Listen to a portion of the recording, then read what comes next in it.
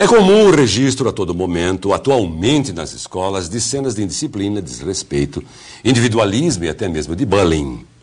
Há um indiscutível elevado nível de agressividade e as relações dentro do processo pedagógico estão cada vez mais difíceis. A escola, ao reproduzir em seu cotidiano os modelos valorizados por uma sociedade extremamente consumista, individualista e competitiva, cujas crianças têm suas agendas tão lotadas quanto as dos pais, contribui de alguma maneira para que ocorram esses eventos negativos. Especialistas em educação sinalizam para o fato de que a criança tem necessidade de ser ouvida, de contar sobre suas coisas e participar de atividades extras que estejam inseridas no contexto pedagógico consistente, que privilegia um trabalho interdisciplinar e cooperativo, com frequentes relações de trocas afetivas e de conhecimento. De brincar mesmo, de aprender brincando. No processo lúdico de aprendizagem, a criança aprende com seus erros e desenvolve a autoestima com seus acertos. Deverá existir também uma sintonia entre essa vivência e esse ensinar e o aprender, com o envolvimento de coordenadores, professores e alunos, com uma alternância dinâmica. A boa escola deve ter espaço para experimentar, ver, sentir e manusear. Para aprofundarmos essa importante discussão, eu recebo no Polêmica de hoje um psicopedagogo clínico que vem desenvolvendo há anos vários projetos, e dentre eles um denominado Jogos Corporais, resultado de todas as suas vivências e aprendizagens que se apropriou como criança e como recreacionista. De 99 a 2003, foi docente em cursos de pedagogia e fonoaudiologia na Unifran e instrutor pedagógico na Fundação Síndrome de Down em Campinas, em 98 a 99. Durante 10 anos foi diretor e proprietário da Escola Caleidoscópio de Ribeirão Preto. Atualmente ministra palestras e oficinas para educadores e atendimento psicopedagógico clínico. Recentemente, lançou o livro Essências e Reminiscências, conjuntos de textos e crônicas em que traz à tona situações de aprendizagem repletas de saberes e sabores, protagonizadas pelos ensinantes que existem nos educadores, pais, avós e crianças. É autor também de um livro, A Cidade dos Cachorros, voltado para o mundo infantil. Boa noite, meu querido André Luiz Ferreira de Oliveira. Boa noite, Cassone. Puxa, que reencontro gostoso, né? Pois é. Dos cursinhos para... Dos cursinhos dos anos 80. O profissional competente que você é. Obrigado. Estou começando a ficar gratificado, porque só gente boa que está vindo aqui, tudo passou lá pela sala de aula daqueles velhos tempos. Ah, que alegria. André, abertura. Qualquer pessoa que hoje entra numa sala de aula, seja em qualquer circunstância, ele já encontra uma série de problemas, tipo indisciplina, às vezes até o bullying, né? Uma certa agressividade, um desrespeito. Os professores reclamam muito que falta uma interação. Educação até, né? No trato interpessoal. Você tem uma explicação porque a situação ficou tão difícil assim na sala de aula, a ponto dos professores disserem, não vou mais dar aula, muita gente boa abandonando inclusive a profissão, que é muito ruim, porque não estimula os novos professores que advirão. É verdade. Você deve ter, né? Você tem um pesquisador, estudioso. A gente busca, né, a compreensão, sempre buscando, e eu penso que, na verdade, o que ocorre na sala de aula é reflexo do que ocorre no nosso cotidiano, não é? Nós estamos aí prestes temos aí o Natal, então você tem andado nas ruas de Ribeirão Preto, é um absurdo, tanto de desrespeito, né, com relação às regras de trânsito, com os desrespeitos, xingamentos e agressividade a todo momento, né? Então eu penso que as crianças, na verdade, dentro da sala de aula, acabam reproduzindo um pouco dos modelos que eles experimentam e observam e veem todos os dias, né? Penso também que a escola muitas vezes contribui um pouco com isso quando a escola caminha de uma maneira competitiva. Ela leva o modelo social para dentro dela. Ela leva o modelo social para dentro dela, meu né? Deus, aí um problema. A eficiência a todo custo, né? E fica, na educação infantil principalmente, às vezes deixa para segundo ou terceiro plano, como você, inclusive, colocou muito bem na sua abertura, a questão do brincar. O brincar dirigido e o brincar espontâneo, que quase não cabe mais na agenda da criança, não é? tanto com relação a... Nós tivemos ainda a felicidade de vivermos a nossa infância num tempo com as brincadeiras de rua, né, onde o movimento, o trânsito não era tão grande, os carros paravam para que você fizesse uma jogada do Betis ali na rua. Às vezes descia e participava do jogo. Exatamente. Então a velocidade do mundo moderno meio que vai na contramão aí dos valores humanos mesmo, né, de você também, além da escola trabalhar a questão do conhecimento, está enfocando de maneira feliz, essa questão das relações. Então eu penso que na verdade, a escola de alguma maneira contribui um pouco para isso, né, de maneira geral, né? Quando você colocou na sua fala, Cassone, colocou a respeito das atividades extras, quando você tem uma escola que tem a preocupação de abrir um leque de situações e oportunidades para a criança, né, tá se encontrando com alguma habilidade em seu nascedouro, né, uma habilidade para o esporte, uma habilidade para a música, né, você tem uma possibilidade muito grande que essa criança... É muito difícil que uma criança, numa escola onde você tenha um leque enorme de possibilidades, não se encontre em pelo menos uma delas, né? Nós tivemos a possibilidade de brincar na rua, mas também, em contrapartida, na minha época de escola, eu me lembro muito que era considerado o garoto inteligente, o garoto capaz, aquele que tinha a questão do raciocínio lógico bem apurado, boas notas, a questão da matemática, a questão da linguagem, quietinho, e a questão o famoso CDF, né, professor? O famoso CDF, agora nerd, né? Nerd agora. E você tinha um pouco trânsito aí, entre outras habilidades, né? Então, eu, inclusive, no meu caso, eu sempre gostei muito de ler e escrever, mas eu tinha uma letra que plasticamente não agradava muito, né? Então, muitas vezes, eu escrevia minhas produçõezinhas de texto e escondia, né? Canhoto, escondendo, assim, com vergonha daquilo que eu estava produzindo, né?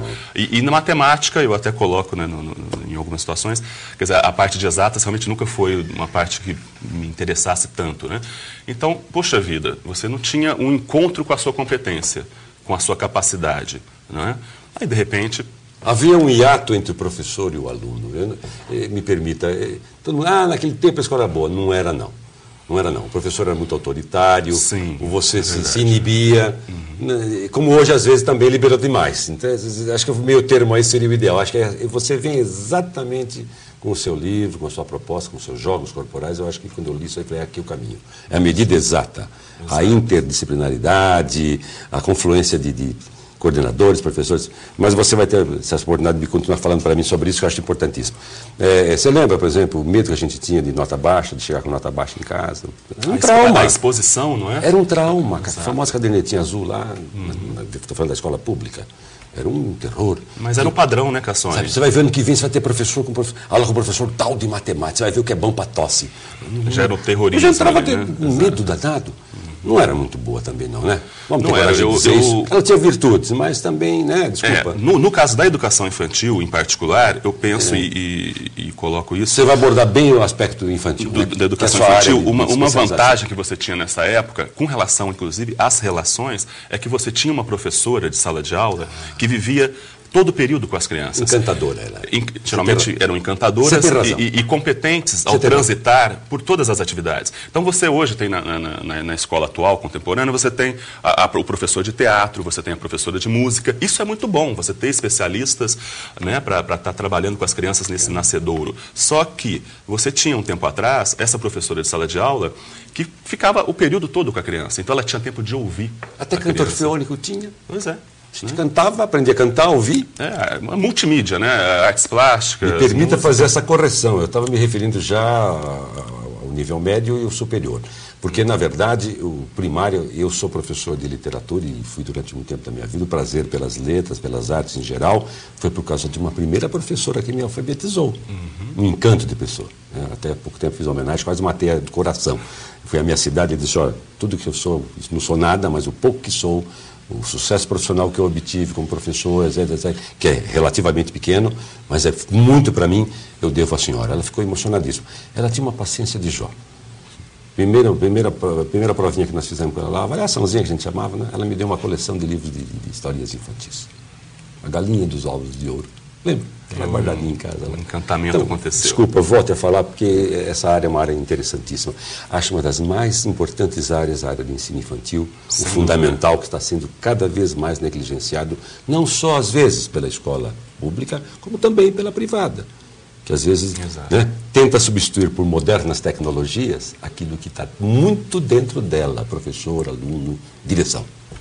Então, na verdade, desculpe, fique à vontade, você é o craque aí. Na verdade, então a relação que eu queria colocar é que sempre quando há uma mudança de paradigmas, você tem perdas e ganhos, né? E no caso, eu acho que o que mais se perdeu com relação à década de 70 e 80, antes do boom dos livros do Gardner, com as inteligências múltiplas, aí todas as escolas começaram a ter, dentro do seu corpo docente também, os professores de atividades extras, né?